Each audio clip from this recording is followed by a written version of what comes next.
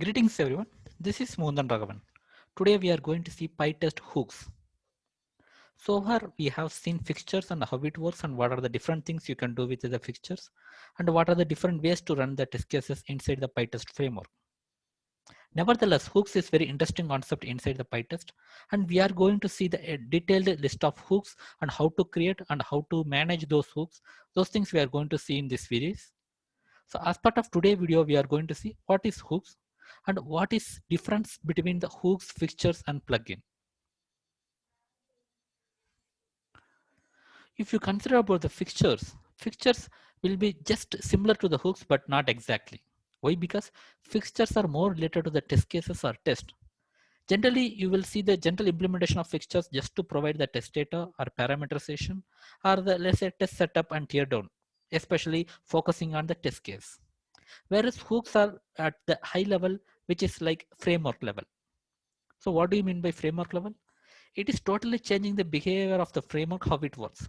For example, now you can consider whenever you have the prefix of test underscore or the suffix of underscore test, that will be considered as a test case and it will be scanned automatically or collected automatically as a test case. Like something like even if you have the Python module starts with the test underscore or ends with the test underscore, that Python module will be collected automatically when you just search or scan the total folder structure. Correct? This is the default framework level of implementation about the PyTest. Nevertheless, we can change the hooks implementation and we can change this behavior as well. So those are the things that you can do using the hooks. Generally, you can consider like you can change the let's say command line arguments, how it works and how it has to be. And you can change the test collection strategy or you can change how it has to be reporting the test cases. For example, rather than creating the Allure report or default report, you can create your own report or you can send to the different databases. You can do a lot of things about the framework level by using the hooks. In general, hooks has to match some hook specification defined by the PyTest framework itself. So that means that whenever you write the hooks, it has to match some specifications. We will see in detail hook specification, how we can see and how we can write our own hooks and how we can manage the hooks also. And next thing is plugin. So plugin so far we have seen fixtures and hooks. And both the cases, for example, in local, you can write it at the conftest.py. Either you can write fixtures or hooks or you can write both itself. But in general, if you want to share that code to others, generally what you will do is like you can share your conftest.py. But in market, we have the different plugins. It is just like a wrapping of your the conftest.py, which is available for the entire world. So that means that just you can include some plugin and you can work with the same kind of fixtures and hooks from the same plugin. For example, for Django, we have the different plugin. For coverage, we have the different plugin. So you don't need to copy or you don't need to have the conftest.py separately. Just to install the plugin, like how you install the normal modules, like that you can install and you can work on the different hooks and different fixtures. Hooks generally will be divided: bootstrapping hooks, initialization hooks, collection hooks, and run test hooks, reporting hooks, debugging or interaction hooks. There are different kinds of hooks are available. So in coming videos, we are going to see what are the hooks and we can do it and what are the default objects and how to match these hooks with the hook specification. One naming convention you can follow is like wherever you see some function inside the context.py starting with pytest underscore, that will be considered as a hooks. So far we have seen the very basic about the hooks and what is plugin and what is fixtures and what are the different things we can do with the plugin.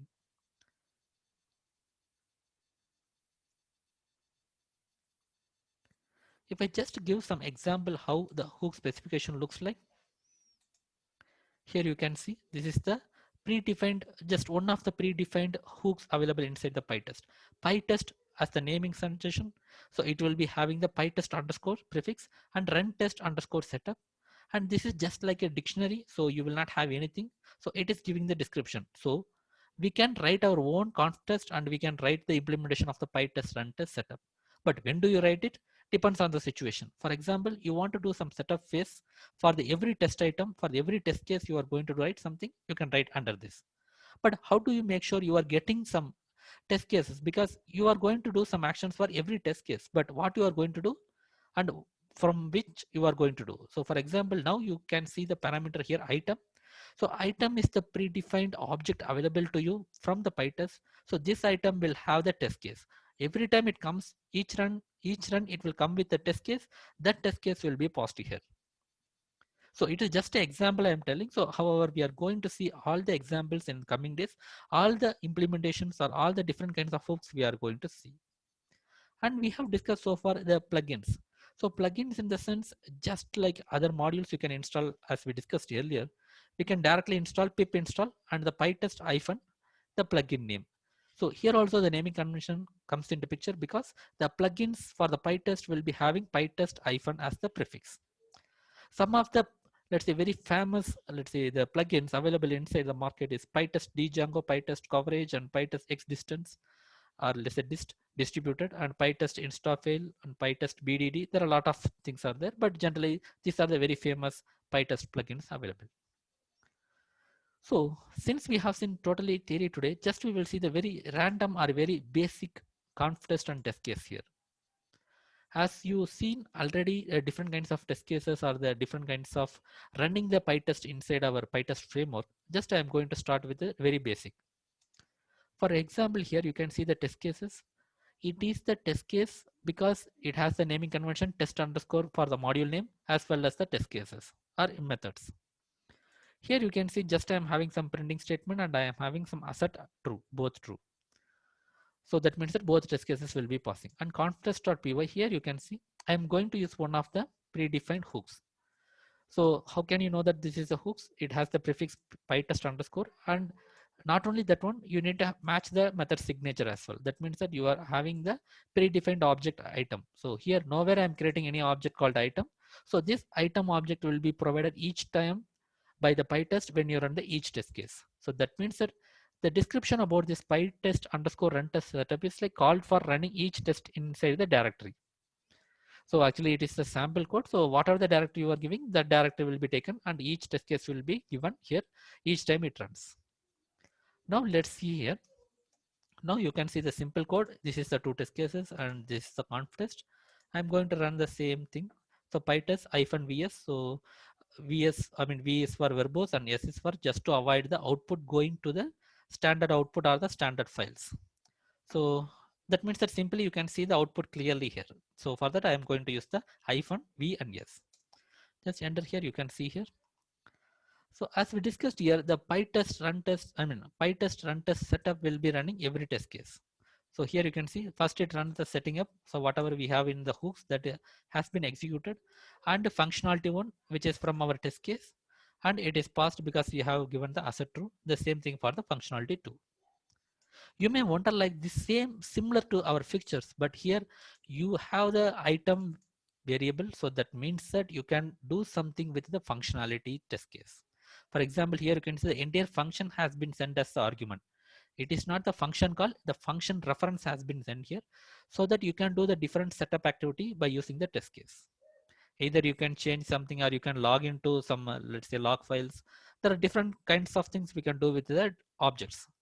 And you need to know that item is not only the object that you can see inside your PyTest hooks. There are a lot of objects like config and option, and there are a lot of options are available, a lot of values are available that we are going to see one by one in the coming videos.